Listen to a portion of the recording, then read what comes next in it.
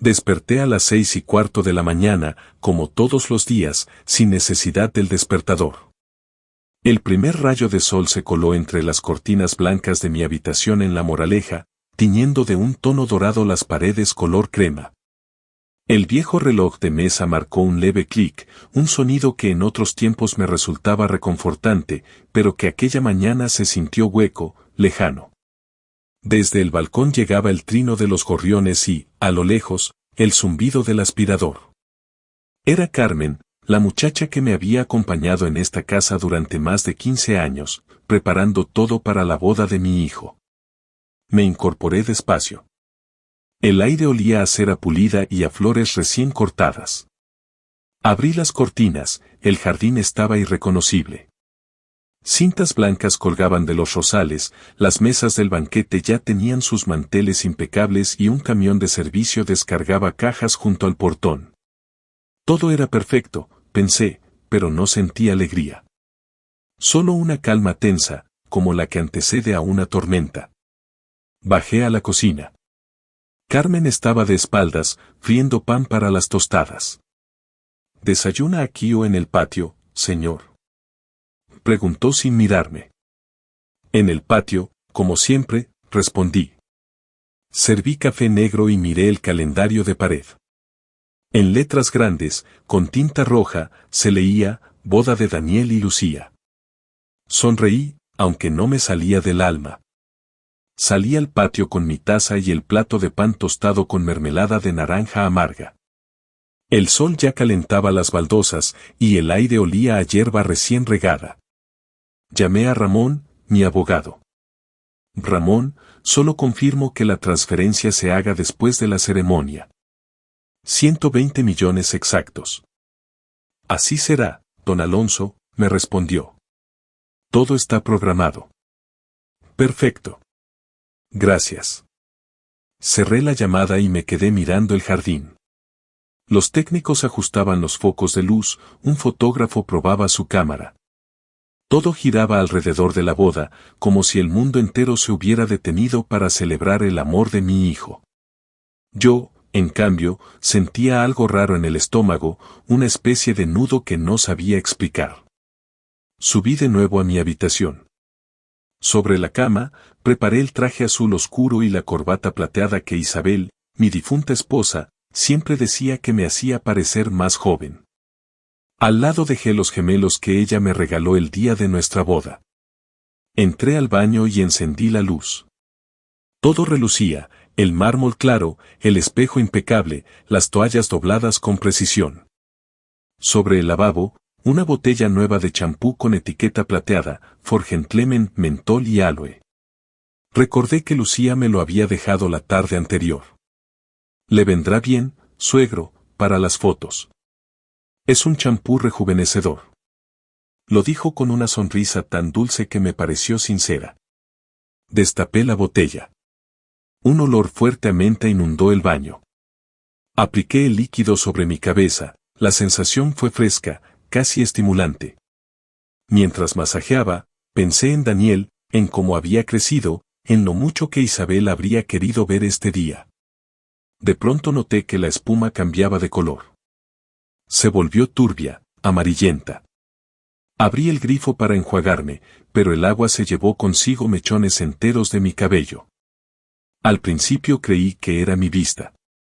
Cerré los ojos, me froté, volví a mirar, el lavabo estaba lleno de hebras grises y cortas. Pasé la mano por la cabeza, el cuero cabelludo me ardía. Toqué de nuevo y sentí la piel lisa, caliente, como si me la hubieran quemado.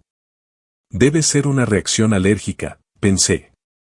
Pero cuando tomé la toalla blanca para secarme, quedó manchada con más cabello, con restos de espuma oscura. Me miré en el espejo, algunas zonas ya estaban calvas, otras con mechones colgando. Me tembló la mano. Abrí el botiquín buscando una pomada, pero el espejo se empañó por el vapor. Lo limpié con la palma y, entonces, me encontré con una imagen que me heló la sangre, mi cabeza parcheada, la piel enrojecida, los ojos desorbitados. Sobre la repisa, junto al cepillo de dientes, había un papel doblado en dos. Lo tomé con cuidado. La tinta azul temblorosa decía, ahora sí pareces lo que eres, un viejo acabado. Me quedé quieto, sosteniendo el papel. Afuera, un pájaro golpeó contra el cristal y me hizo sobresaltar. El baño olía a químico y menta podrida. Abrí la ventana para respirar, pero el aire fresco no bastó para aliviar la náusea. Tomé el frasco, lo miré contra la luz, el líquido era demasiado espeso para ser champú. Llamé a Carmen. Subió apresurada, con las manos aún húmedas del agua del fregadero. ¿Quién entró en mi baño anoche? Le pregunté, intentando sonar tranquilo. La señorita Lucía, señor. Dijo que quería dejarle el champú nuevo, un detalle. ¿Solo eso? Sí, señor. Bien. No pasa nada. No le diga nada a Daniel. Carmen asintió, confundida. La despedí con un gesto y esperé a que cerrara la puerta. Después, abrí el cajón del mueble, saqué mi vieja navaja de afeitar y, frente al espejo, comencé a rasurar el resto de cabello que aún quedaba.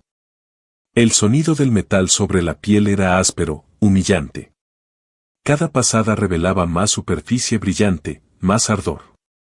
Pero necesitaba uniformidad, orden. Si iba a enfrentar el día, no podía hacerlo a medias. Cuando terminé, enjuagué con agua fría. La piel ardía, pero ya no quedaban cabellos sueltos. Me puse el sombrero gris que usaba solo en invierno y me observé un instante. El reflejo que me devolvió el espejo no era el de un padre orgulloso. Era el de un hombre al que acababan de borrar una parte de sí mismo. Metí la toalla y el frasco en una bolsa de plástico, la até fuerte y bajé las escaleras. En el patio lateral, junto al contenedor verde, abrí la tapa y arrojé la bolsa. La tapa cayó con un golpe seco. Volví a la cocina. Carmen me miró de reojo. ¿Está bien, señor? Perfectamente. Solo un pequeño contratiempo. Serví el resto del café, lo bebí de un trago. El líquido estaba amargo, casi frío. Antes de salir, levanté la vista hacia la pared del salón. Allí seguía el retrato de Isabel. Su sonrisa era serena, pero aquella mañana me pareció distinta, como si algo en sus ojos me preguntara por qué sigue soportando tanto, Alonso. Ajusté la corbata, tomé el portafolio y el sombrero.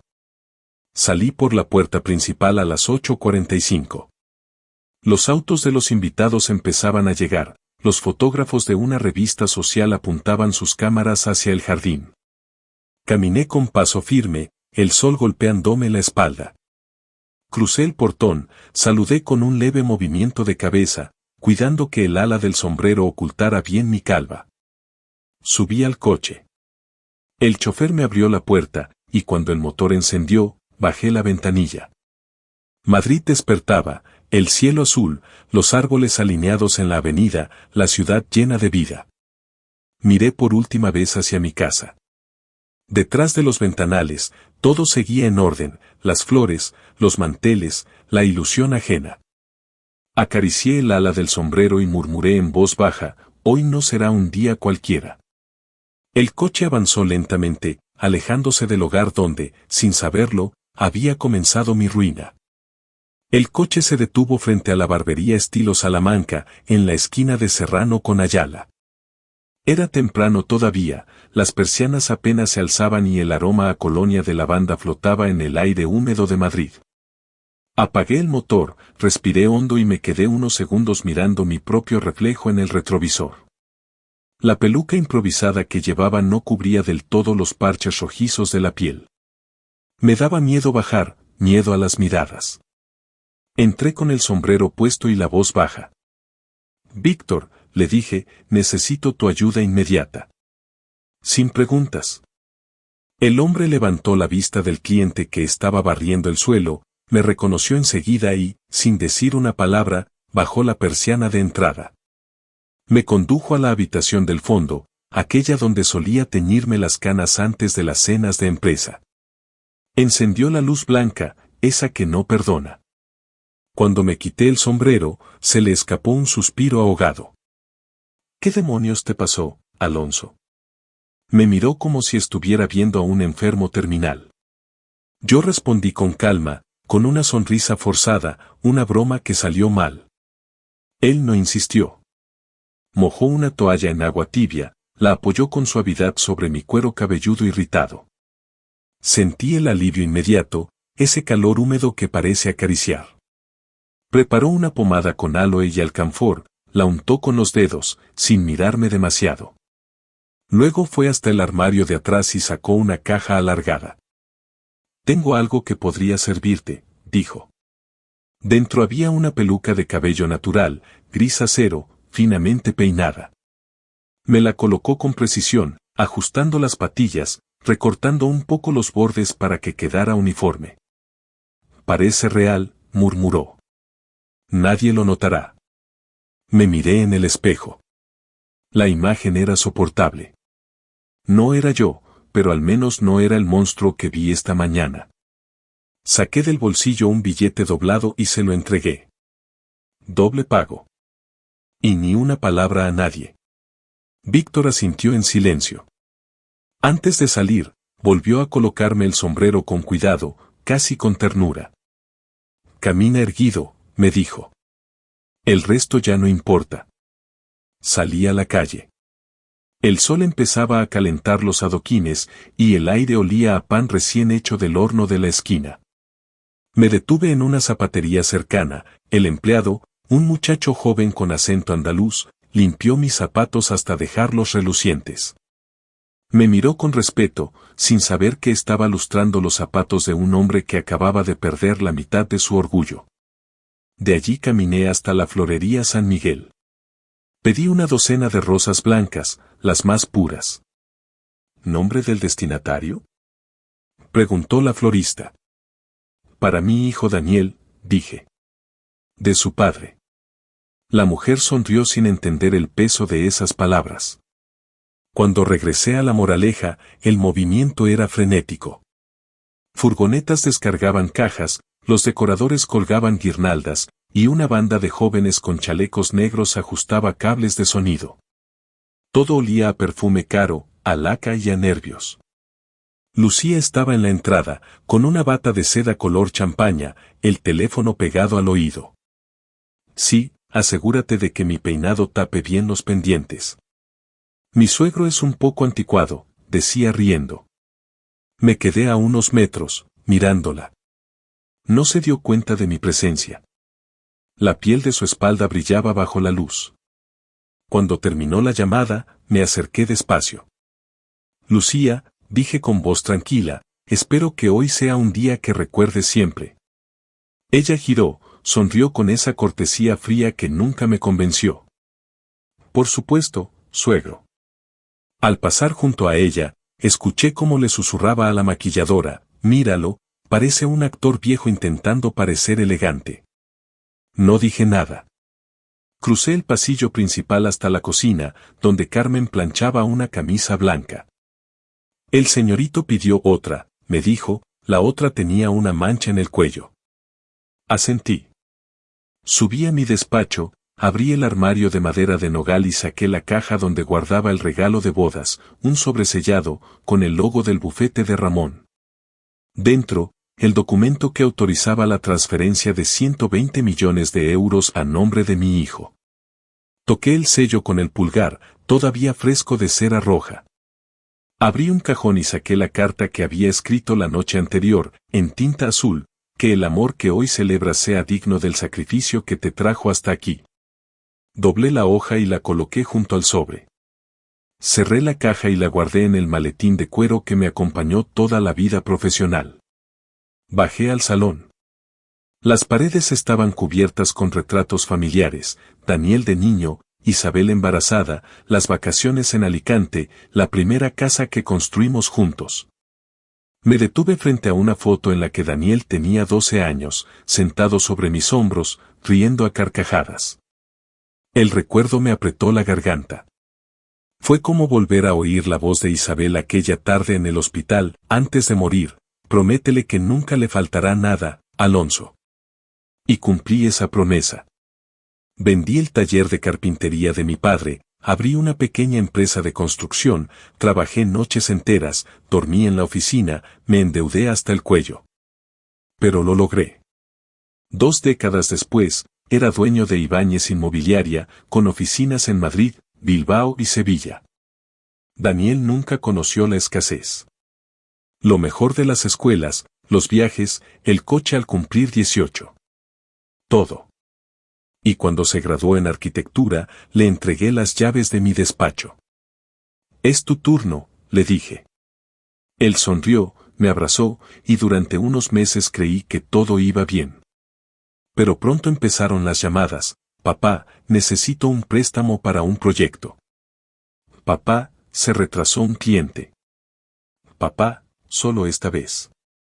Y cada vez, yo decía lo mismo, solo una vez más. Hasta que apareció Lucía. Hermosa, joven, inteligente. Demasiado perfecta para ser verdad. Daniel la trajo a cenar una noche. Isabel ya no estaba, pero su foto sobre la chimenea parecía mirarla con recelo. Yo lo sentí desde el primer momento, esa sonrisa que no tocaba los ojos, ese interés desmedido por los bienes familiares. Pero Daniel estaba ciego. «Ella me entiende, papá», me dijo. «Me da paz». Paz, esa palabra que desde entonces se volvió ajena en mi casa. Miré el reloj, eran las 10:30. Tenía que salir ya hacia la iglesia de San Jerónimo. Me puse el saco, cerré la puerta del despacho y bajé con paso firme. Carmen me esperó en la entrada, secándose las manos en el delantal. «Que le vaya bien, señor». «Gracias, Carmen». «No te preocupes por nada». Salí al jardín. El aire olía a hierba recién cortada y a flores artificiales. Subí al coche, coloqué el maletín en el asiento del acompañante. Antes de arrancar, miré por el espejo retrovisor. La casa se veía pequeña desde esa distancia, silenciosa, casi vacía. Pensé en todo lo que había pasado entre esas paredes, las risas de Daniel de niño, las discusiones, las reconciliaciones, los domingos con café y pan dulce. Todo reducido ahora a un eco. Pase lo que pase hoy, me dije en voz baja, mantendré la cabeza en alto. Encendí el motor. Mientras el coche avanzaba por la avenida de los Álamos, el sol rebotaba en los techos de las mansiones vecinas.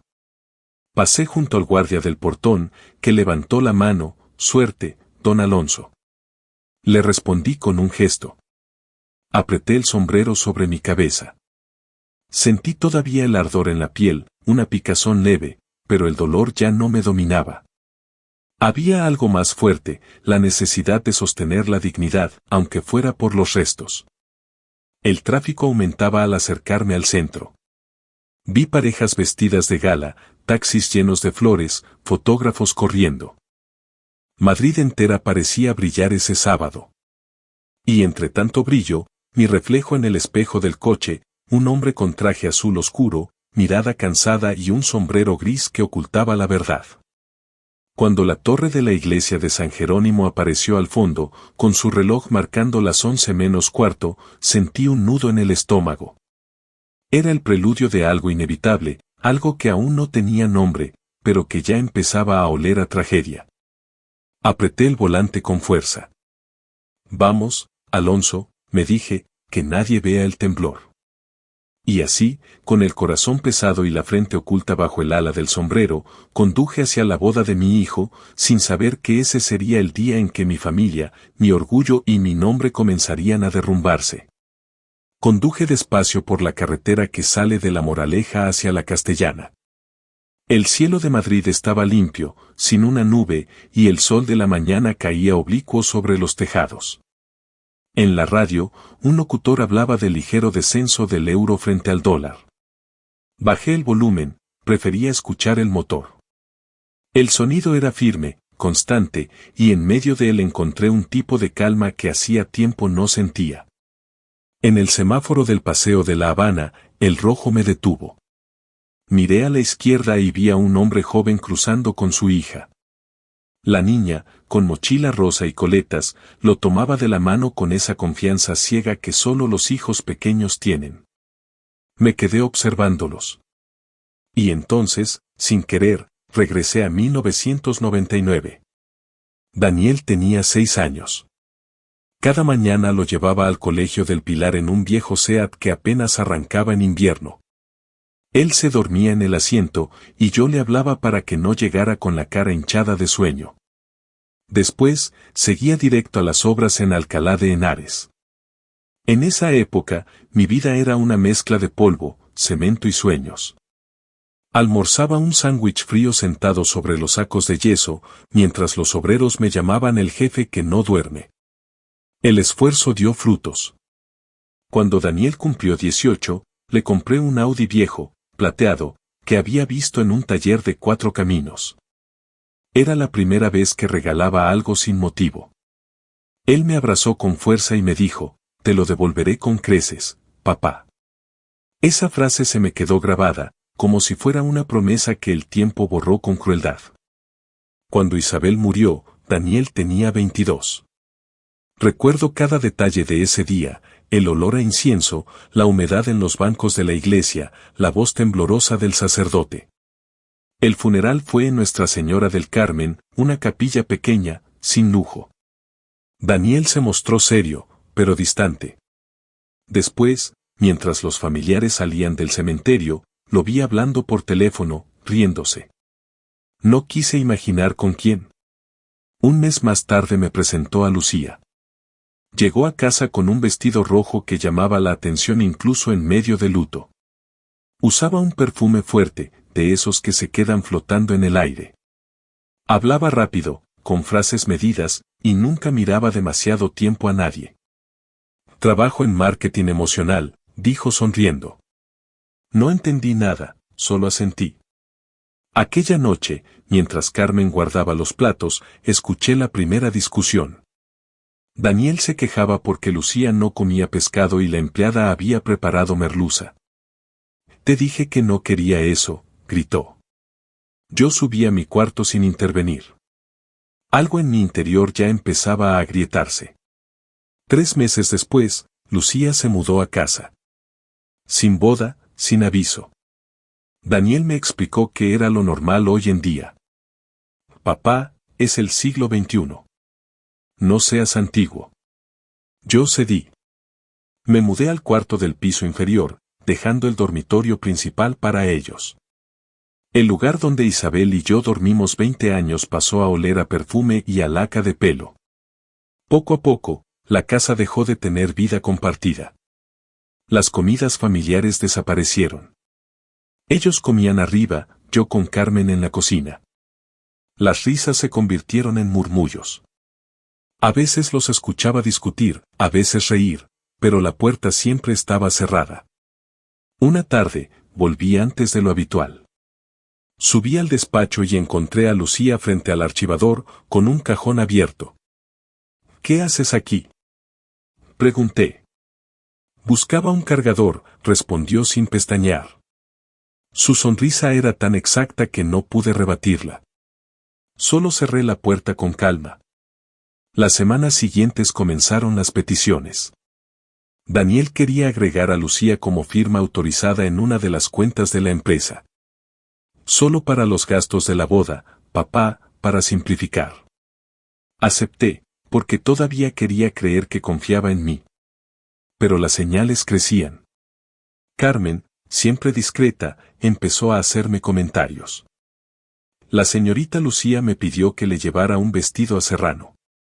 Y ayer, que mandara flores a una amiga suya. Yo fingía no oír, aunque cada palabra se me clavaba como una espina. Una noche, cuando subía a mi habitación, escuché risas tras la puerta del cuarto de Daniel. Estaba entreabierta. Oí la voz de Lucía, tu padre no durará mucho. Está cansado. Daniel respondió con un susurro y luego, silencio. Cerré la puerta con cuidado. Esa misma madrugada cambié la contraseña del ordenador de la oficina. A partir de entonces, todo fue distancia. Daniel se comunicaba conmigo por correo electrónico, incluso cuando estábamos en la misma casa. Empecé a salir más tarde del trabajo, solo para no coincidir con ellos a la hora de cenar. La casa que había sido nuestro refugio se convirtió en un museo de voces apagadas. 2 meses antes de la boda, Lucía contrató a una empresa de eventos lujosa. Trajeron catálogos con decoraciones extravagantes, menús internacionales, un grupo de jazz, fuegos artificiales. ¿Cuánto costará todo esto?, pregunté. Ella sonrió, sin dejar de mirar su teléfono. Ya está cubierto, papá. Con su dinero, claro. Lo dijo con tanta naturalidad que no supe si reír o llorar. Los días previos al enlace, Daniel estaba irreconocible. No hablábamos más de trabajo, ni de nada personal. Cuando le preguntaba algo, respondía con frases cortas o simplemente con un luego te cuento. Una noche, al regresar del despacho, vi las luces del jardín encendidas. Me acerqué y los vi allí, sentados bajo la pérgola, bebiendo vino y riendo. Pensé en Isabel, en su voz dulce diciéndome un día, cuando Daniel se case, te sentirás completo. Pero no. Me sentía hueco. El coche siguió su camino hacia Segovia, hacia Finca Los Olivos, donde continuaría la farsa. Y mientras la ciudad quedaba atrás, comprendí que el verdadero comienzo de mi venganza no sería con gritos, sino con el mismo silencio con el que me habían enterrado todos esos años. El coche avanzaba lentamente detrás del vehículo nupcial. Desde mi asiento trasero, veía los lazos blancos ondeando al viento, el reflejo del sol en el techo pulido y los invitados que saludaban al paso del convoy. Todo parecía una película antigua, una de esas que terminan mal aunque empiecen con música alegre. El chófer, intentando ser amable, encendió la radio. Sonó Amor Eterno de Rocío Dúrcal. Aquella voz, la misma que Isabel solía escuchar los domingos, llenó el coche de una nostalgia insoportable. Apágalo, le dije, en voz baja pero firme. El hombre obedeció sin decir palabra. Solo quedó el ruido del motor y el murmullo de la ciudad alejándose poco a poco. Abrí la ventanilla. El aire frío me golpeó la frente descubierta. Sentí la piel tirante, aún irritada por el maldito champú, el olor químico que se resistía a irse. Cerré los ojos un segundo. Cuando tenga el dinero, seremos libres. Las palabras de Daniel se repetían como un eco sin fin. Cuando el coche llegó al puente de los franceses, pedí al conductor que se detuviera. Para aquí 5 minutos. Bajé. El aire olía a agua y hierro. El río Manzanares brillaba con reflejos dorados. Me apoyé en la barandilla de piedra y observé el cauce. En ese instante, recordé la noche, 2 semanas atrás, cuando Daniel me había pedido adelantar la transferencia. Papá, ¿por qué no hacerlo antes de la boda? Lucía se siente insegura. Me había dicho, con esa voz dulce que siempre usaba para convencer. Seguridad, dijo. No mencionó amor. Ni confianza. Solo seguridad. Y yo, como siempre, creí. Volví al coche y me quedé en silencio todo el camino hasta Segovia. Finca Los Olivos apareció al final de una carretera bordeada de cipreses. Una propiedad enorme, rodeada de olivares que olían a tierra caliente. El sol del mediodía caía fuerte, haciendo brillar las copas de cristal y los pétalos blancos que cubrían el suelo. Al bajar del coche, un grupo de camareros corría de un lado a otro. Las mesas estaban cubiertas con manteles beige y centros de rosas. Un escenario pequeño esperaba a la banda de flamenco que afinaba sus guitarras. El sonido seco de las cuerdas golpeaba el aire como látigos. Lucía descendió del coche nupcial, sujetando el vestido para que no tocara el suelo. Saludaba a todos con la sonrisa impecable de quien sabe que cada gesto será fotografiado. Daniel la seguía, con el mismo porte ensayado de un actor en su primera película. Yo caminé detrás, saludando a algunos conocidos. Alonso, felicidades. Decía un empresario amigo. Qué orgullo, su hijo es un hombre hecho y derecho, agregaba otro. Eso dicen, respondí. Me senté en una mesa cercana al escenario. Pedí un vaso de Rioja. El vino era fuerte, joven, con ese sabor áspero que deja la garganta seca. Observé a Daniel rodeado de invitados, contando anécdotas, riendo demasiado fuerte. Lucía lanzaba besos a las cámaras. Todo era brillo y ruido. Saqué el teléfono del bolsillo. Apreté reproducir. La grabación que había hecho en la iglesia sonó con claridad. Papá va a transferir 120 millones esta noche. Detuve la grabación. Mi mano sudaba. Guardé el teléfono con cuidado, como si fuera una bomba. Necesitaba aire. Me levanté y caminé hacia la parte trasera del salón, donde los cocineros y meseros se movían entre bandejas. Un joven me reconoció. ¿Todo bien, señor? Sí. Todo perfecto. Perfecto. Qué palabra tan hueca. Entonces escuché risas en la habitación contigua. Voces femeninas. Me acerqué despacio, sin hacer ruido. La puerta estaba entreabierta. Lucía hablaba con otra mujer, una amiga de su entorno. En unos meses me divorcio. Con la ley de gananciales me quedo con la mitad. La otra respondió sorprendida, ¿y Daniel no sospecha? Lucía soltó una carcajada baja. No.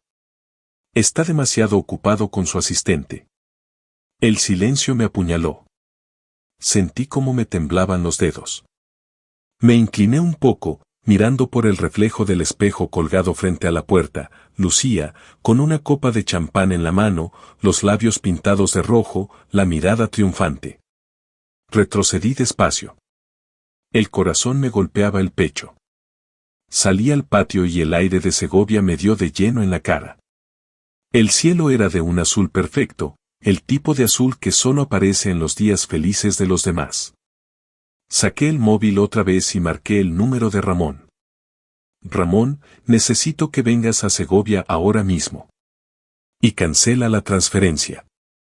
¿Está seguro, don Alonso? Más que nunca. Corté. Me quedé mirando el horizonte. El sonido del viento entre los olivos parecía un suspiro largo. Regresé a mi mesa. El presentador, con su voz entusiasta, anunció, brindis del padre del novio. Todos me miraron. Sonreí y levanté la copa. Luego, dije. Se oyó una risa general. El padre está nervioso, murmuró alguien. Un amigo se me acercó y me tocó el hombro. ¿Estás bien, Alonso? Perfectamente. Solo observando. Bebí el vino de un trago. Sentí cómo bajaba amargo, como si arrastrara con él algo de mi orgullo. El sol de la tarde empezaba a bajar. El grupo flamenco tocaba una bulería alegre. Lucía bailaba con su padre, Daniel los observaba desde lejos, fingiendo ternura. En mi mente solo resonaban las frases de hace una hora, eres lo único que me importa. Me voy contigo a Lisboa. Con la ley de gananciales me quedo con la mitad. Cada palabra era un golpe de martillo. Me di cuenta de que el verdadero veneno no estaba en el champú. Estaba en las voces. Tomé aire y observé la escena frente a mí, los invitados riendo, los brindis, los fotógrafos capturando el día más feliz de sus vidas. Me pareció una comedia cruel. Me serví otro vaso. La música cambió a una sevillana lenta. Daniel se acercó, rodeado de amigos. Papá, ven, vamos a brindar. Me puse de pie, lo miré con calma. Claro, hijo, respondí. Levantamos las copas. Por el amor, dijo él. Por la verdad, dije yo. Chocamos los vasos. El suyo se quebró apenas, una línea fina en el cristal. Nadie lo notó. Mientras bebía, pensé en todo lo que había entregado, en los años que me costó construir cada piedra de mi empresa, de mi casa, de mi vida. Y ahí estaba él, mi propio hijo, dispuesto a venderlo todo por una mujer que planeaba abandonarlo. Me volví a sentar. La risa de Lucía sonó desde lejos, aguda, cortante. La miré un instante y supe que la fiesta que estaban celebrando no era una boda. Era mi entierro simbólico. Respiré hondo. Por primera vez en muchos años, no sentí miedo. Solo una certeza fría, limpia, como el filo de un cuchillo recién afilado. Yo no iba a permitir que me enterraran vivo. Levanté la vista hacia el escenario, donde Daniel levantaba a Lucía entre aplausos. Su sonrisa era amplia, brillante, vacía. Y supe, con la claridad de quien ha tocado fondo, que esa sonrisa pronto se quebraría. El sol bajaba sobre los olivos, tiñendo de oro el aire. Tomé el teléfono, lo miré un segundo, y lo guardé en el bolsillo. No había nada más que decir. Las palabras ya habían hecho su trabajo. Las palabras que matan no necesitan gritos. Solo silencio. Y tiempo. La tarde caía despacio sobre los olivares, tiñendo de oro el aire. Las sombras de los árboles se alargaban sobre el césped húmedo, y el murmullo de las conversaciones flotaba entre el tintinear de las copas. El calor de Segovia se había vuelto amable, como si todo, incluso el sol, fingiera tranquilidad antes de la tormenta. La cena comenzó. Me senté en la mesa de honor, junto a Lucía y sus padres. Los camareros servían cordero al horno, el plato típico de la región. Todo olía a vino tinto, a salsa, a lujo. Don Enrique, el padre de Lucía, levantó su copa. Su hijo tiene talento, don Alonso. No todos llegan tan jóvenes donde él está. Yo sonreí, con educación. Eso dicen. Lucía me observó un instante. ¿Le gusta el vino, suegro?, preguntó, mientras jugueteaba con la servilleta. Depende de con quién se brinda, respondí, mirándola fijo. Ella desvió la mirada, fingió reír, pero el rubor le subió al cuello. No insistió. La conversación siguió entre bromas y brindis. Yo apenas hablaba. Fingía probar el vino mientras, bajo la mesa, revisaba el teléfono. Escribí un mensaje corto para Ramón: tráigame también las copias del registro bancario y del fideicomiso. Llegue discreto. La respuesta llegó enseguida, en camino. Guardé el móvil y respiré hondo. Lucía seguía sonriendo a los fotógrafos, pero sus ojos la traicionaban, se movían inquietos, buscando a Daniel entre los invitados. Me levanté con una excusa. Caminé hacia la parte trasera de la finca. El aire allí olía a tabaco y a hierba recién cortada. Los camareros fumaban en silencio, riendo entre ellos. Me senté en un banco de madera, saqué del bolsillo una vieja cajetilla arrugada. Habían pasado 15 años desde mi último cigarro, pero mis manos temblaban. Uno de los mozos me ofreció fuego. ¿Es usted el padre del novio?, preguntó. Sí. Felicidades, señor. Aunque dicen que la novia manda más que el novio, ¿eh?, bromeó.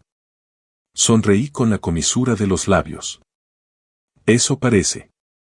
El cigarro me supo a pasado, a cansancio, a derrota. Tiré la colilla antes de terminarla. En ese momento, vi acercarse un coche negro. Ramón. Bajó del vehículo con su portafolio de cuero y me siguió hasta el pasillo lateral, junto a la cocina. Nadie nos vio. Transferencia cancelada, dijo en voz baja. El dinero está bloqueado hasta nueva orden. Asentí. Él abrió el maletín y me entregó una carpeta. Dentro, las copias de los movimientos bancarios, las grabaciones de audio y los registros de las cámaras del despacho. ¿Qué piensa hacer con esto, Alonso? Mostrar la verdad. Pero en el momento exacto. Ramón asintió, guardó el maletín. Lo que va a hacer, va a doler. No quiero venganza, le respondí. Quiero que duela porque es la verdad. Regresamos al salón, hablando de negocios como si nada. La fiesta había cambiado de tono. Las luces cálidas colgaban sobre las mesas, la banda de flamenco ahora tocaba boleros. Los novios se preparaban para cortar el pastel. Lucía y Daniel subieron al escenario entre aplausos. Ella levantó el cuchillo, él la rodeó con un brazo. Sonreían para las cámaras, perfectos, falsos. Aguanta un poco más, le susurró Lucía, y todo será nuestro. Claro, amor, contestó él. Tomé mi móvil. Grabé la escena. La voz de ambos quedó atrapada en la memoria digital, limpia, fría. Un camarógrafo se acercó. ¿Desea decir unas palabras para el video, don Alonso? No todavía, respondí. El atardecer se deshacía sobre las montañas. El viento levantaba las telas blancas del toldo, que bailaban como fantasmas. En ese instante, Carmen llamó. Señor, encontré el frasco de crema depilatoria. Ya lo guardé. Perfecto, Carmen. Manténlo seguro. Miré a Ramón. Mañana iremos al notario. Cambiaré el testamento. Todo el patrimonio irá a la Fundación Isabel Ibáñez. Él asintió despacio. Eso será un golpe definitivo. No busco destruirlos, dije. Pero deben aprender lo que cuesta traicionar a quien te dio la vida. La noche cayó por completo. Las guirnaldas encendidas iluminaban el jardín. Los invitados reían, bailaban boleros y brindaban sin parar. Lucía se movía entre las mesas, impecable, saludando, posando, fingiendo amor. Pasé cerca de ella. Estaba retocando su labial frente a un espejo de mano. Una noche perfecta, ¿verdad, suegro? Dijo sin levantar la vista. Perfecta, contesté. Todo está saliendo como esperaba. Ella me miró, incómoda, como si hubiera escuchado algo más detrás de mis palabras. A unos metros, Daniel hablaba por teléfono. Salió del salón, caminando hacia los jardines laterales. Lo seguí a cierta distancia, en silencio. Se detuvo junto a una fuente iluminada. Sí, cariño, decía. Después de la fiesta me reuniré contigo en el hotel. Mañana salimos a Lisboa. La voz de Marina, inconfundible, le respondió al otro lado. Grabé la llamada completa. Al terminar, guardé el archivo bajo un nuevo nombre, Fin de Daniel. Él se giró y me vio. Durante un segundo, el brillo de las luces reflejó en mi cabeza desnuda. «Papá, ¿todo bien?», preguntó, algo incómodo. «Perfectamente», le dije, con calma. «Disfruta de tu última noche como un hombre rico». Sonrió, nervioso, creyendo que era una broma. Dio media vuelta y regresó al salón. Yo me quedé allí, bajo el cielo negro, respirando humo. Encendí otro cigarro. Miré cómo la ceniza caía sobre las piedras del camino. Cada chispa era un recuerdo quemado, la infancia de Daniel, las risas, los abrazos, las noches de trabajo. Todo reducido a polvo. Entonces, el cielo se iluminó. Los fuegos artificiales comenzaron. Ráfagas de luz blanca, roja, dorada. Las caras de todos, alzadas hacia el cielo, parecían inocentes, ajenas. Pero yo sabía que ese resplandor no era celebración. Era preludio. Apagué el cigarro con la suela del zapato. Ajusté la corbata, alicé el saco, me enderecé. Desde el salón llegaba la voz del maestro de ceremonias y ahora unas palabras del padre del novio. Las risas, los aplausos, la música de fondo. Caminé hacia el centro, despacio, observando cada rostro. Algunos me saludaban, otros esperaban mi discurso. Ramón, al fondo, me miró desde la barra y asintió levemente. Todo estaba listo. Tomé la copa de vino de mi mesa. El cristal frío tembló entre mis dedos. Cuando acabe esta noche, pensé, nadie olvidará mi nombre. Y con esa certeza, crucé el umbral del salón. El sonido de los violines volvió a llenar el aire, y bajo aquella luz dorada de las lámparas colgantes, me dirigí al escenario. Sonreí, despacio, como quien ya ha hecho las paces con su destino. Me paré frente al micrófono. Vi a Daniel riendo, a Lucía fingiendo inocencia, al público expectante. Elevé mi copa. Por la verdad, susurré. El murmullo se apagó. El primer silencio de la noche cayó sobre la fiesta. El silencio que siempre precede a la verdad. Después de los fuegos artificiales, me alejé lentamente del bullicio. Las luces de colores aún parpadeaban en el cielo, reflejándose en las copas de los árboles, pero ya no sentía fascinación alguna. Era como si cada destello iluminara por segundos el vacío que me habían dejado por dentro.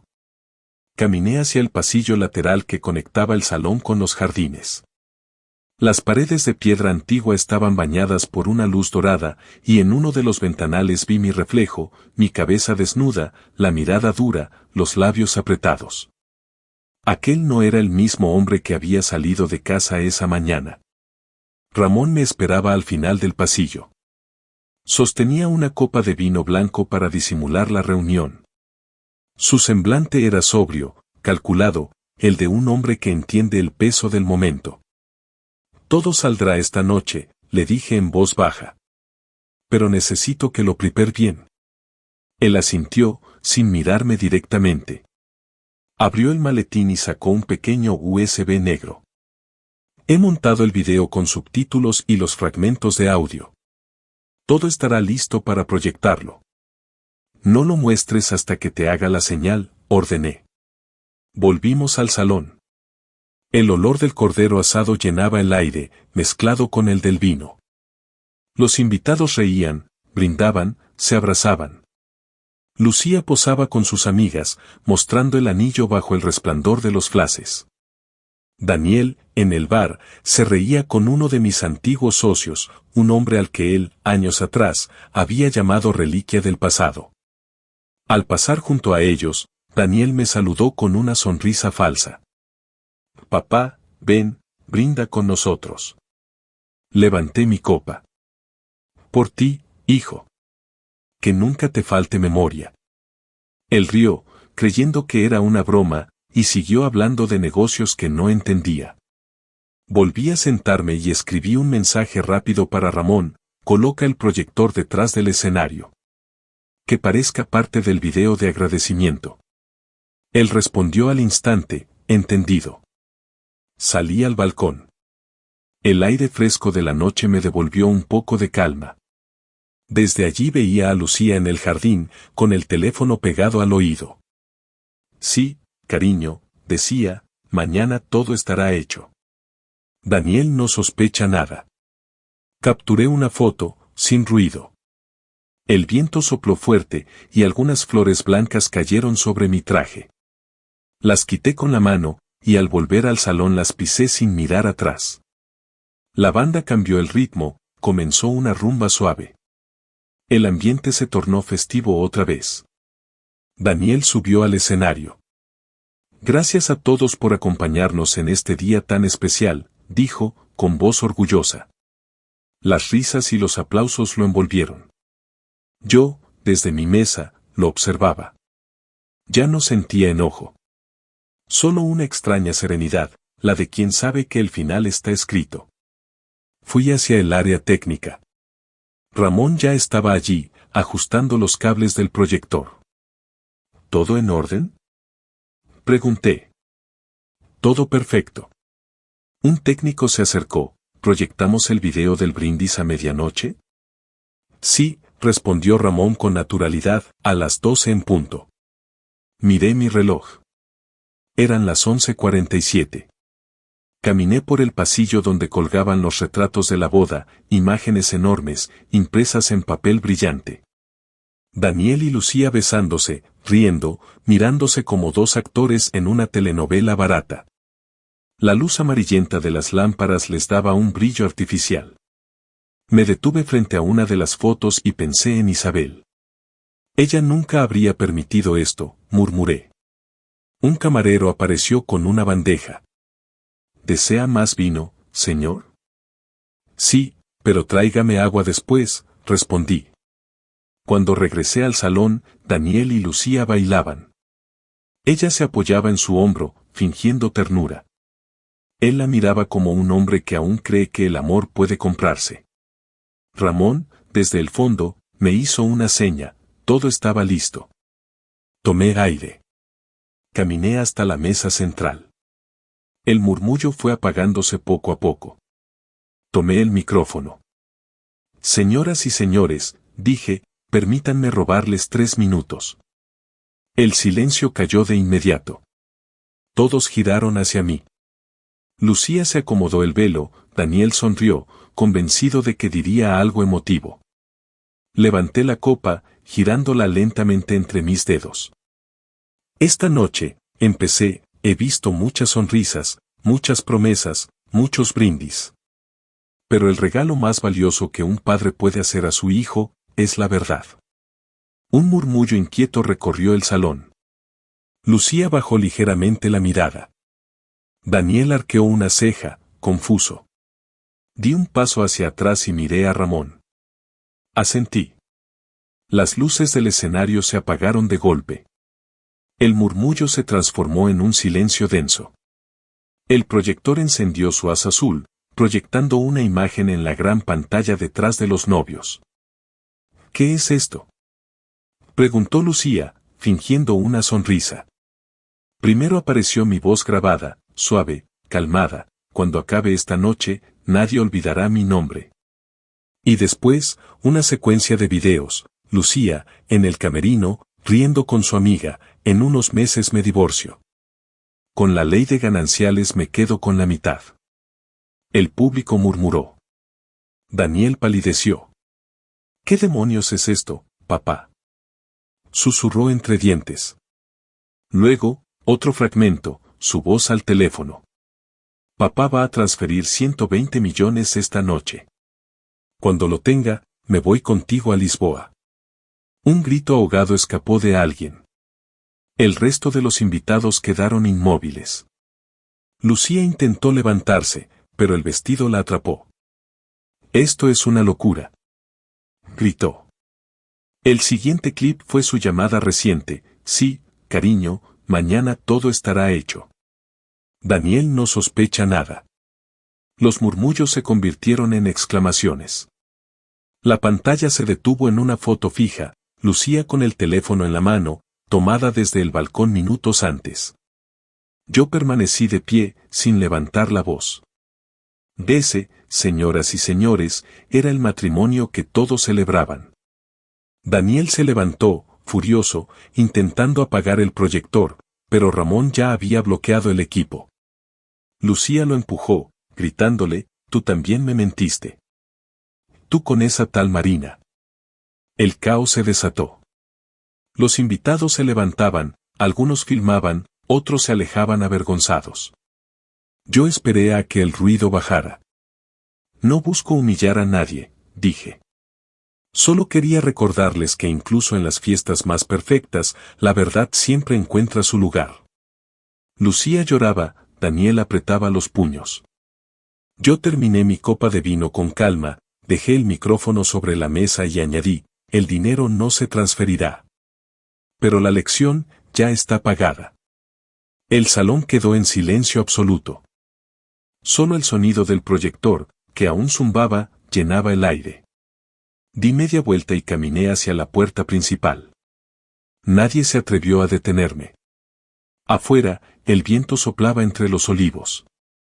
Por primera vez en años, respiré sin peso en el pecho. La noche era fría, pero sentí el calor de algo que había olvidado, la dignidad. El silencio cayó como una losa. Ni un murmullo, ni una risa. Solo el zumbido del ventilador de techo y el leve crujido de las copas sobre las mesas. La pantalla del proyector, suspendida sobre el escenario, se iluminó con una imagen fija, Daniel, sentado en mi despacho, hablando por teléfono. Su voz resonó en los altavoces, limpia, inconfundible. Papá va a transferir 120 millones esta noche. Cuando lo tenga, me voy contigo a Lisboa. Un murmullo colectivo recorrió la sala. Alguien exclamó, «¡Madre mía!». Daniel se quedó inmóvil.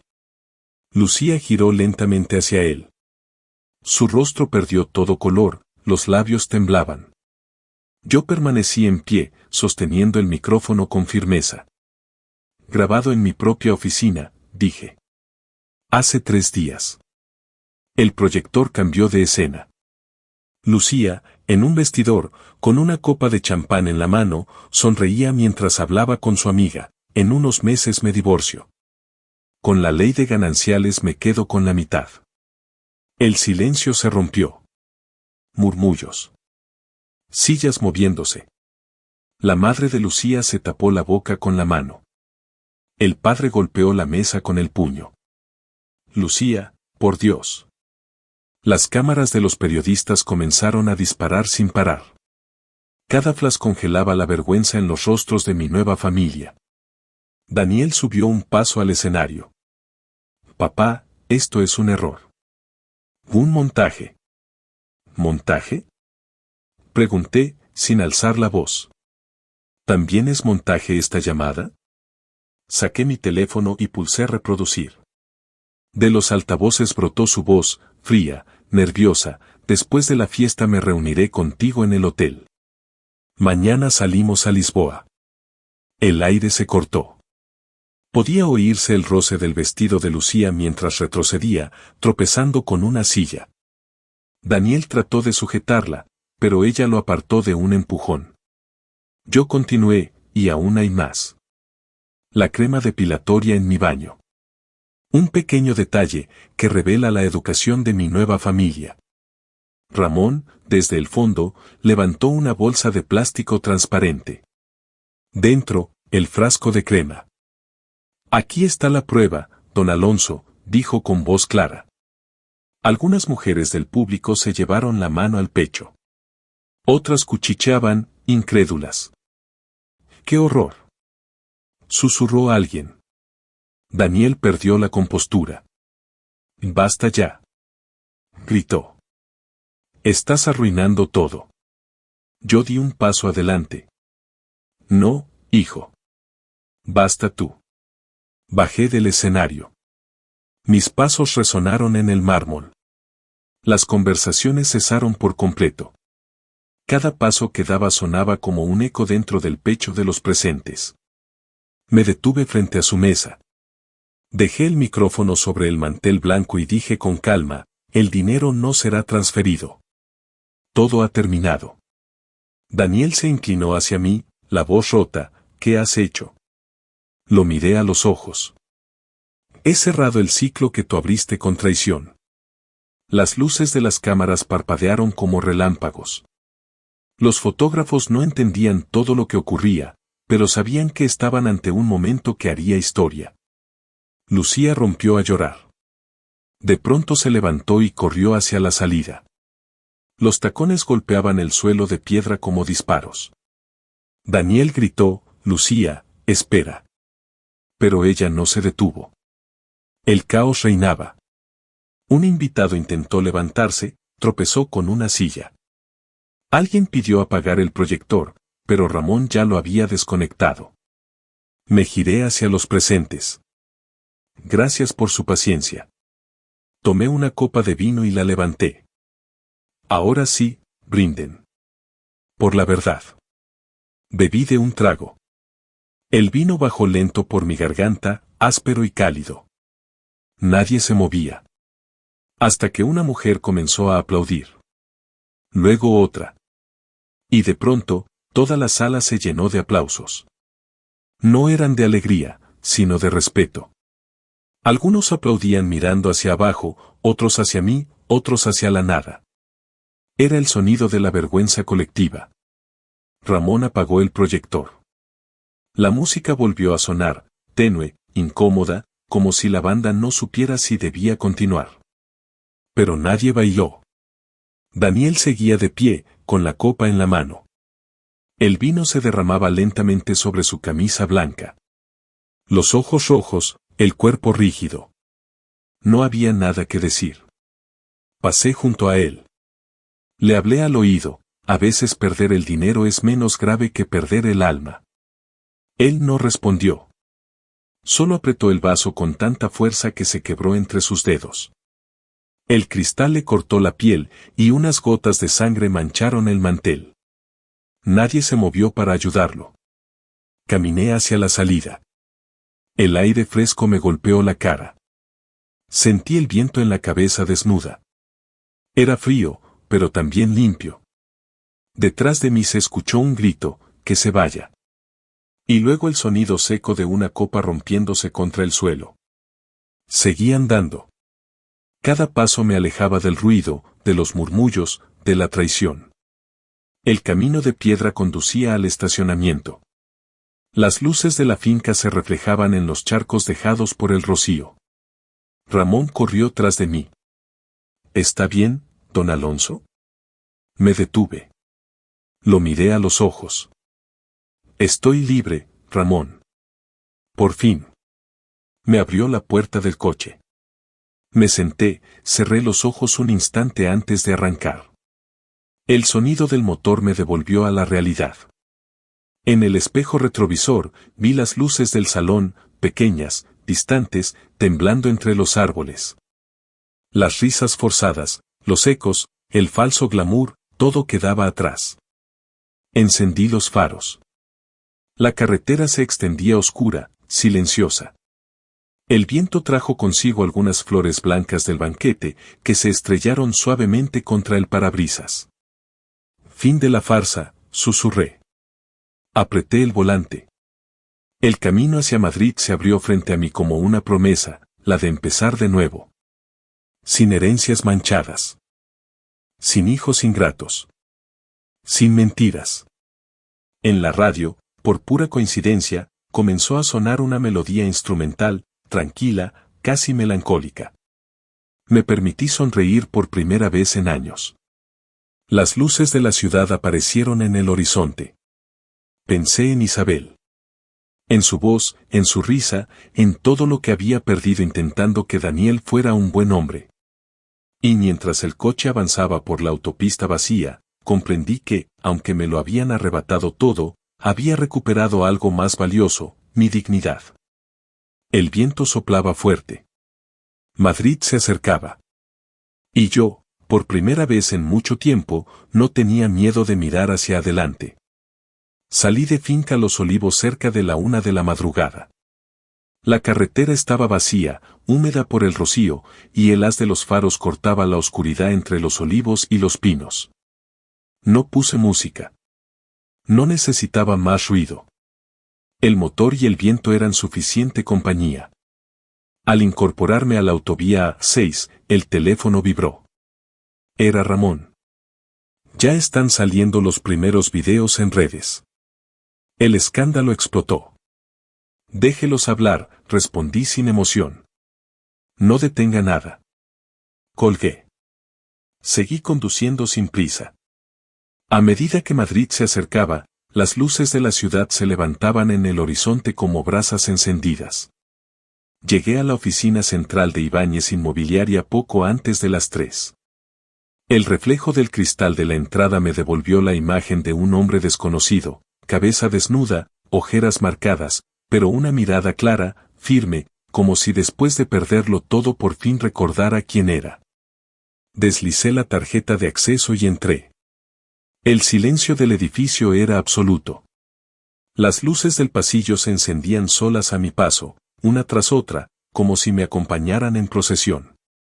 Me senté en la silla de mi despacho, encendí el ordenador y abrí el correo.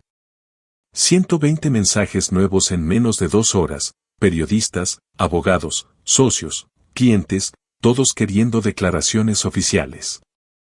Los titulares eran casi idénticos: escándalo en la boda de un empresario madrileño. La traición millonaria de un hijo. Abrí uno de los enlaces. Era un video del momento exacto en que dije frente a todos: el regalo más valioso que puedo darles, es la verdad. En la esquina inferior, el contador marcaba 428.000 visualizaciones. Suspiré. No sentía orgullo, tampoco arrepentimiento. Solo un cansancio profundo, el de quien ha llegado al final de una batalla larga y sucia. Llamé a Ramón. Mañana presentaremos los documentos ante notaría, le dije. Todo preparado, don Alonso. A las 9 en punto. Apagué el ordenador, cerré las luces y salí a la calle. Madrid dormía bajo una llovizna fina. A la mañana siguiente, los periódicos cubrían las aceras con titulares en letras negras: el hijo que traicionó a su padre por 120 millones. La novia que planeó su divorcio antes de casarse. Me senté en un café pequeño de la calle Velázquez, el mismo donde solía ir con Isabel los domingos. Pedí un espresso y abrí el diario. En la mesa de al lado, dos mujeres hablaban en voz baja, sin saber que yo estaba allí. ¿Viste el video? ¡Qué vergüenza, lo de la crema depilatoria, por Dios! Reí por dentro. Bebí el café en silencio, dejé una moneda sobre el platillo y salí sin mirar atrás. Al mediodía, sonó el móvil. Era Daniel. Lo observé vibrar sobre la mesa. No contesté. Un minuto después llegó un mensaje: papá, por favor, necesito hablar contigo. Lo dejé sin abrir. Ya no quedaban palabras que pudieran reconstruir lo roto. Por la tarde, Ramón me llamó desde la oficina. Daniel fue destituido, informó. Los socios votaron por mayoría absoluta. Que quede registrado en acta, respondí. Encendí la televisión. En el noticiero aparecía Lucía saliendo del hotel de Segovia, rodeada de cámaras. Lucía. ¿Es cierto que planeó el divorcio antes de casarse?, gritaban los reporteros. Ella cubría su rostro con las manos, el maquillaje corrido, los ojos vacíos. Déjenme en paz. Alcanzó a decir, antes de tropezar y caer. Apagué el televisor. Abrí la ventana. El aire de Madrid entró frío y húmedo, con olor a gasolina y lluvia. Esa noche conduje hasta el cementerio de la Almudena. El cielo era una sábana gris. Las farolas formaban un camino de luz tenue entre las lápidas. Caminé hasta la tumba de Isabel. Dejé un ramo de margaritas blancas sobre la piedra. Todo ha terminado, murmuré. Nadie volverá a mancillar tu apellido. El sonido lejano de las campanas marcó la medianoche. 12 golpes lentos, profundos, como si cada uno cerrara una puerta del pasado. A la mañana siguiente, el diario El País publicó una entrevista que había concedido brevemente la noche anterior. El titular decía: no hay herencia para la mentira. Y debajo, mis palabras: el dinero se recupera. La dignidad no. Las reacciones no se hicieron esperar. Algunos me llamaron héroe moral. Otros, padre cruel. Yo no respondí a nadie. Mientras tanto, Daniel intentaba sobrevivir al derrumbe. El banco bloqueó sus cuentas. Los contratos firmados a su nombre fueron anulados. Y Marina, la mujer por la que decía abandonar todo, desapareció sin dejar rastro. El periódico ABC publicó una fotografía de él saliendo de su piso en Chamberí, sin chaqueta, cabizbajo, caminando bajo la lluvia. El titular rezaba: de lujo al vacío, el hijo caído del empresario Ibáñez. Por otro lado, Lucía presentó una demanda para anular el matrimonio, pero el tribunal la rechazó: la unión ha sido consumada. Así que, por ley, seguiría llevando el apellido Ibáñez. El apellido que más odiaba.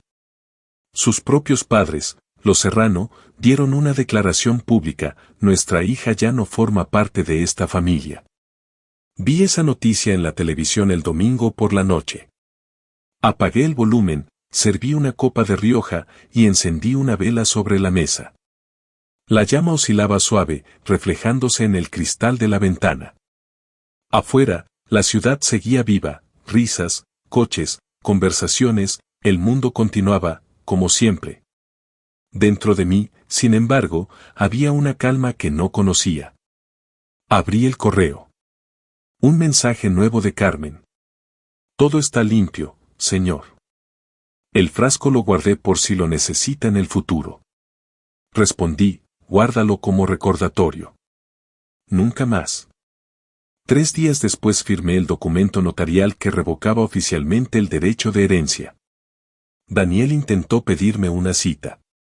En su lugar, le envié una carta corta, escrita a mano: un hijo sin respeto no es un heredero. ¡Ay! Nada más. Ninguna explicación. Ninguna despedida. Semanas más tarde, vendí la casa de La Moraleja. Los corredores de propiedad insistieron en mantener los muebles, por su valor histórico. Yo les respondí que vaciaran todo. No quería recuerdos. Solo dejé una foto, Isabel, en el jardín, riendo con el sol en la cara. El dinero de la venta fue destinado casi por completo a una nueva institución, Fundación Dignidad Ibáñez, dedicada a ayudar a adultos mayores abandonados por sus familias. Los medios me bautizaron como el empresario que castigó con elegancia. Pero yo sabía que el verdadero castigo no era público. El verdadero castigo era el silencio. Esa distancia que ya nadie podría llenar entre un padre y un hijo. La última noche en Madrid salí al balcón. La ciudad brillaba bajo la humedad del asfalto. El aire traía olor a piedra mojada y a pino desde el Retiro. Me serví la última copa, la bebí despacio, mirando hacia las luces lejanas. No sentía tristeza.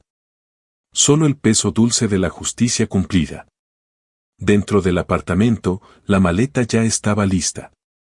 Sobre la mesa, un billete de tren a Valencia. No huía. Solo me marchaba para empezar otra vida. Una vida sin ruido, sin herederos, sin máscaras. Apagué la vela, cerré la puerta y me detuve un segundo en el umbral. El eco de mis propios pasos me pareció más firme que nunca. Allí, en el silencio de la madrugada madrileña, comprendí que el castigo ya no era mío que aplicar. El tiempo se encargaría del resto. Y yo, por fin, podía descansar. Ha pasado un año desde aquella noche en Finca Los Olivos. A veces me parece un sueño lejano, otras, una herida que aprendió a cicatrizar sin desaparecer del todo. Ahora vivo en un pequeño apartamento junto al mar, en la playa de la Malvarrosa, en Valencia. No hay lujos, ni chofer, ni escoltas. Solo una terraza con macetas, el rumor constante de las olas y el olor a sal que entra por las rendijas cada mañana. Me despierto a las 6:30, como siempre. El cuerpo conserva sus costumbres aunque el alma cambie de dirección. Pongo a calentar el café en la vieja cafetera italiana, abro las ventanas y dejo que el aire del mar se cuele por todas partes. En la pared del salón cuelga una fotografía de Isabel. Sonríe, con ese gesto leve que siempre parecía perdonarlo todo. El cabello rizado, la mirada tranquila. Junto a ella, sobre la estantería, hay otro marco, Daniel y yo, cuando él tenía 10 años, en el Parque del Retiro. Él sostiene un helado, yo lo abrazo por los hombros. No he quitado esa foto. No por nostalgia ni perdón, sino porque hay cosas que no deben olvidarse, para no repetirlas.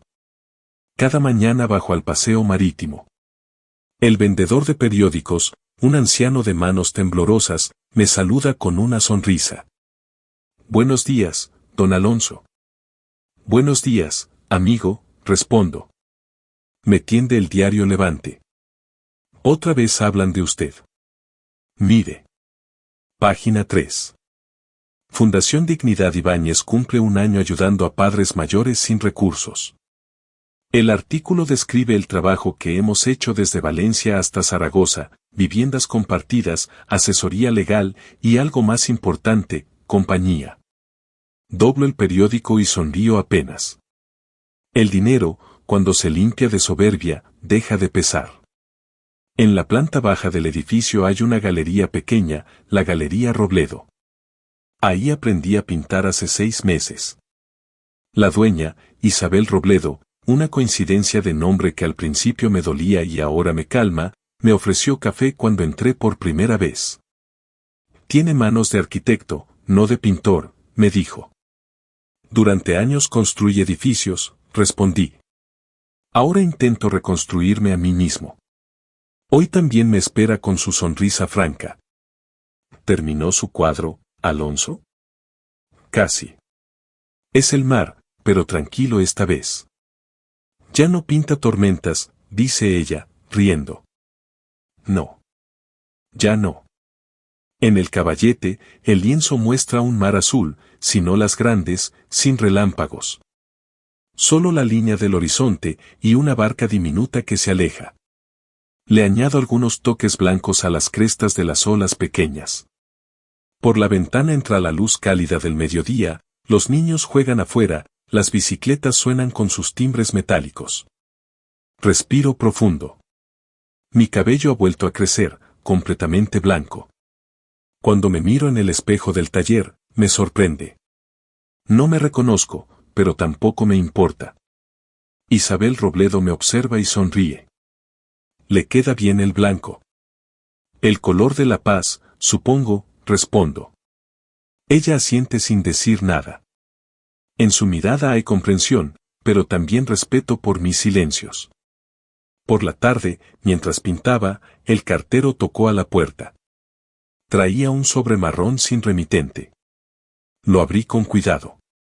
Dentro había una carta, escrita con tinta azul, la caligrafía temblorosa que conocía demasiado bien.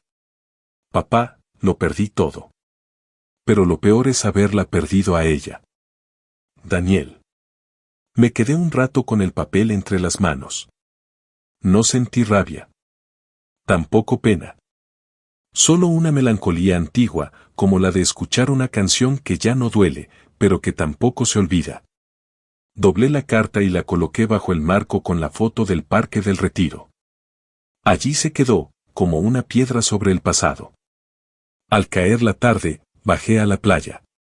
Me gusta sentarme en el mismo banco de madera, frente al mar. El cielo de Valencia se tiñe de tonos rosados y dorados. Una mujer joven pasa con su hijo pequeño. El niño lanza piedritas al agua. La madre ríe. Yo sonrío también. Daniel solía hacer lo mismo. Tenía una puntería increíble para hacer saltar las piedras. El mar se mueve despacio. Recojo una piedra lisa, la lanzo con fuerza. Brinca 3 veces antes de hundirse. Las ondas se expanden y desaparecen. Miro el horizonte. Por un momento creo ver reflejada mi vida en esas ondas, círculos que se alejan, se diluyen, pero dejan una huella, aunque sea breve. Me escucho decir en voz baja, perder el cabello fue lo menos grave. Lo importante fue que recuperé la cabeza. Una risa suave me escapa. El aire huele a sal, a paz. Desde el paseo, oigo una voz conocida. Alonso. La cena está lista. Es Isabel Robledo, agitando la mano desde la terraza del pequeño restaurante donde a veces cenamos con otros vecinos del barrio. Le devuelvo el saludo. Ya voy. Me levanto despacio, limpio la arena de mis pantalones. El sol se oculta tras el horizonte y el último reflejo rojo tiñe el mar. Camino hacia la orilla, miro una última vez el agua. Unas gaviotas planean sobre el mar en calma, dejando sombras fugaces sobre la superficie. Suspiro. No hay odio, ni rencor, ni siquiera tristeza. Solo gratitud por haber sobrevivido al incendio, por haber aprendido a caminar entre las cenizas sin ensuciarme otra vez. Mientras subo las escaleras del paseo, pienso en lo que fui y en lo que soy ahora, un hombre que perdió casi todo, pero ganó la serenidad. Isabel me espera con una copa de vino blanco. Brindemos, dice. ¿Por qué?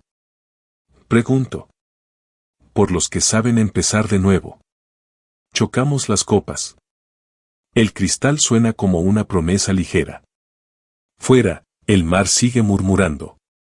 Yo me quedo mirando el reflejo del vino bajo la luz del atardecer y pienso que quizá ese sea el color exacto de la paz, ni rojo, ni blanco, sino algo intermedio, tibio, humano.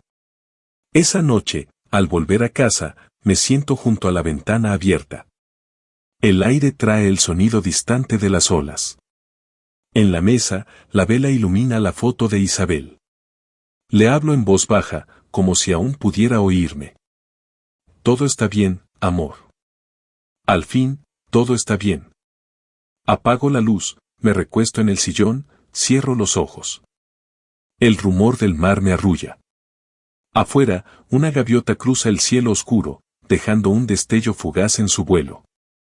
Y por primera vez en muchos años, me permito sentirlo, la calma después del fuego. Una calma que no viene de olvidar, sino de entender. De saber que, incluso después de la traición, la vida continúa. Y que a veces, la venganza más profunda es vivir en paz.